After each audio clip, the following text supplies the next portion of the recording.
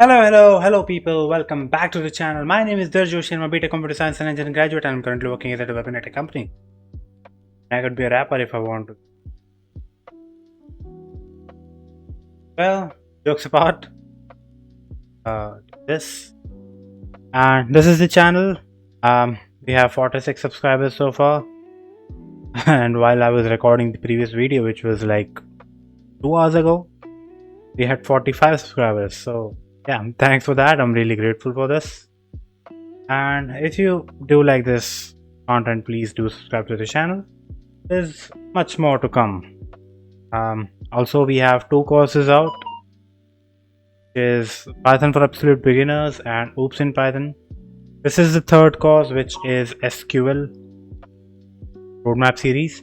SQL Roadmap Series has like 5 videos so far, but when you're watching this video, there would be 6 videos on this specific playlist.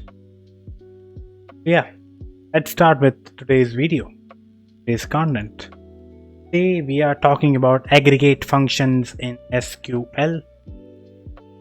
Yeah, imagine you have 10,000 employees in a company and you're storing all the data in a database. So what would you calculate? You need some calculations, right, from time to time. So would you manually calculate total employees, average salary, highest salary and the lowest salary? Or would you just simply run a query or two and get it done easier? Which one sounds easier, bro? Yeah, that's what we are learning today. How to basically get some calculations done easily. The first thing which we need to understand is what are aggregate functions. Aggregate functions basically perform calculations on multiple rows and return a single result. That's a really simple way to understand aggregate functions. Let's take a look at what we can do. So I already have a database called company DB, so not sure if I have. Okay, I have. Now what we have to do is create a table. Let's call it employee. I'll just copy paste the card real quick and press enter. Create the table. In this, what we have done: employee ID, which is the primary key of this table, employee name, department, and salary. Next thing, let's insert some data into this. Again, I've done everything in Notepad, so I'll copy paste here and done. Now let's see all the data which we have on this table. We have 5 records, which is these people from these different departments have these different salaries. Now what we'll do is on this, whatever we'll be doing now onwards is really just based on all this. So the first thing which we'll do is count the number of employees. So how do we do that? That is the first aggregate function which we're learning, which is count. So what you have to do is write this out. Select count all from employees. So it would count all the employees, yeah. If I press this, I get the count as 5, which is quite correct, I would say. Now what if I want to count a specific column, I would say. So in this case we have engineering 3 times, 1 HR and 1 marketing head. What we'll do is simply select count and department, and from employees it would count the unique departments of this specific table. Press enter, I get 5, which is correct, because it would only ignore the null values and not the duplicate values. It's fine, because we can always another aggregate function for that, and yeah, we'll talk about that in one. videos. Next thing which we can do is sum. That's another aggregate function. Sum is basically used to add specific numeric values. Let's try it out quick.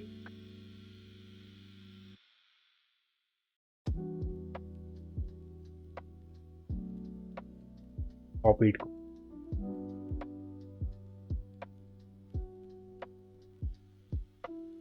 Yeah, here we go. I just paste this, select sum, and we put salary in this column from employees, and it should be good to go. It would give me the sum of all these values, which is 3,60,000. Good enough. Next aggregate function which we'll be looking at is average. I've just paste this here. Really simple syntax. If I press enter, we get the average salary of all the employees. Next is max. Max is maximum. If I press enter, I see the maximum salary, which is 90,000. Yeah. Next thing is minimum.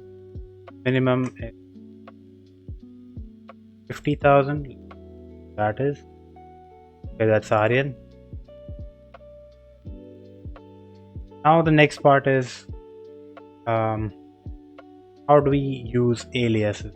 Like if you see here, the account asterisk. We see here, we see account department.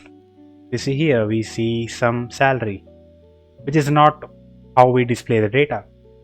What we'll do is use aliases instead of using this. How do we do it? Use the as keyword, as, with an example. Here we go.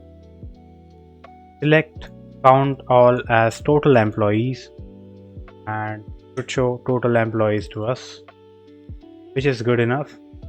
Yeah, and it looks much cleaner. That's the advantage of, and we actually know what this specific column means. Let's try multiple aggregates together. Here we go. What we are doing, we are selecting count as total employees, sum of salaries as total salary, average of salaries as average salary, max salary as maximum salary, and minimum salary as lowest salary. If I press enter, we get a table which has all the 5 aggregate functions in that. Okay. Next aggregate function we'll be learning is the group by clause. Group by is used to let's take an example of this table itself. So what if we want average salary per department? Yeah, that's what we can do with group by clause. Let's try it out without any further ado. Paste it. What I'm doing is selecting department and average salary from employees table, and we are grouping it by department. So we are getting engineering average salary as this, HR as 50,000 because we only have one HR, and marketing as this because we only have one marketing guy. Group by basically creates groups first, and then aggregate functions operate on each of the groups. Now let's try to implement count with the group by clause. So how do we do it? Do it like this. Select the department and count all from employees. We group it by department. Engineering has 3 people. HR and marketing have 1 each, which is what we have in the table. I think I can zoom in a little bit more. I'm sure it was visible before as well, but this is better following this from now on. Okay, let's try another aggregate function, which is having. This. How does having work? Let's see. Let's take the scenario, like what if we only want department whose average salary is about above 7,000, 70,000, not 7,000. So what we do, we select department, average salary from employees, group it by the department, and print out the average salary. Print out whatever department has the average salary of greater than 70,000. Let's press enter and see what happens. The engineering has the average salary of greater than 70,000. Yeah, that's how it works. Next thing is discussing where versus having. Like we have two different things. I can use where here instead of having, and it would probably work the same. Let's try it out.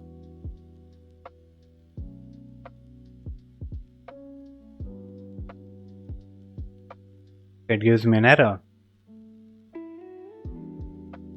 Says it's not the correct syntax. Okay, because we have to group after. We have to use group by department after selecting the average salary part. That's what the issue here is. Fix this.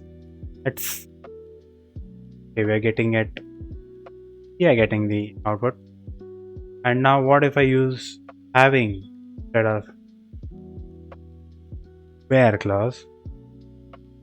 So when I'm using having, I can group it before applying the conditions on it, and it gives me the output.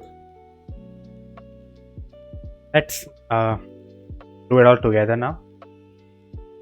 Like whatever we have learned, we put all the concepts in one single query. Here we go. We're selecting department, count all, average salary, max salary from employees. We are using aliases here, and we are grouping it by department, and we are calculating. We are printing out whatever department has an average salary of greater than 60,000. Press enter and check the output. It's engineering and marketing, and it combines everything we have learned in this video. So yeah, so today we discussed about count, sum, average, max, min, group by, having, aliases, like that. So yeah, that's it for this video. Make sure you are subscribed to the channel because there's much more content coming up very soon. We have two courses out. It's Python for absolute beginners and Oops in Python. We have another course going on actively, which is SQL roadmap series. It is prerequisite of data engineering series, which would be the next one. And yeah, I don't have anything else to say. Yeah, have a good one. Okay, whatever time is it for you. See you in the next one.